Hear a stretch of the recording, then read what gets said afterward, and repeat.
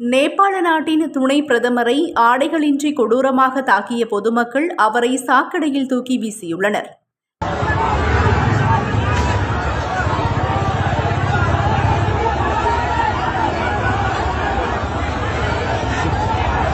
நேபாளம் கடந்த 3 நாட்களாக வன்முறைகளாலும் போராட்டங்களாலும் சூழ்ந்து அமைதியின்றி காணப்படுகின்றது. அந்நாட்டு அரசாங்கம் ஃபேஸ்புக், எக்ஸ், இன்ஸ்டா மற்றும் யூடியூப் போன்ற 26 முக்கிய சமூக வலைதளங்களுக்கு தடை விதித்தமையாலேயே இந்த நிலைமை ஏற்பட்டுள்ளது.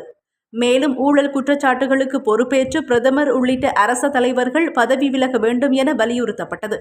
அடுத்த கட்டமாக நாடாளுமன்றம் உள்ளிட்ட அரசாங்க தலைவர்களின் இல்லங்களுக்கும் தீ வைக்கப்பட்டு நாடே புகைமண்டலமாக காட்சியளித்தது. அத்துடன் அசாதாரண நிலைமை தொடர்ந்து வரும் நிலையில் அந்நாட்டு அரச தலைவர்களை பொதுமக்கள் கடுமையாக தாக்கும் காணொளிகளும் வெளிவந்த வண்ணமே உள்ளன.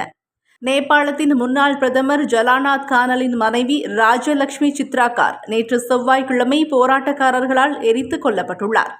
தீக்காயங்களோடு அவர் வைத்தியசாலையில் அனுமதிக்கப்பட்ட போதிலும் சிகிச்சை பலனின்றி உயிரிழந்துள்ளார். மேலும் நேபாள நிதியமைச்சர் விஷ்ணு பிரசாத் பவுடேலை போராட்டக்காரர்கள் தாக்கியுள்ளனர். போராட்டக்காரர்கள் அவரை வீதியில் துரத்திச் சென்று தாக்கும் காணொளி சமூக வலைதளங்களில் வெளியாகியுள்ளது. இந்த நிலையிலேயே நேபாள நாட்டின் துணை பிரதமரையும் ஆடைகளின்றி கொடூரமாக தாக்கிய பொதுமக்கள் அவரை சாக்கடையில் தூக்கி வீசியுள்ளனர்.